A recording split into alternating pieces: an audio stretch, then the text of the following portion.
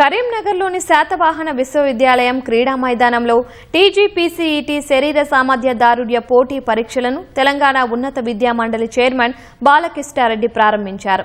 June 3 వరకు బీపీఈడీ, డీపీఈడీ పరీక్షలు జరుగుతుండగా బీపీఈడీకి దరఖాస్తు చేసుకున్న 900 మంది అభ్యర్థులకు శరీర సామర్థ్య పరీక్షలు నిర్వహించారు. క్రీడాకారులకు ఎలాంటి ఇబ్బందులు లేకుండా అన్ని వసతులు కల్పించినట్లు వైస్ ఛాన్సలర్ ఉమేష్ కుమార్ తెలిపారు.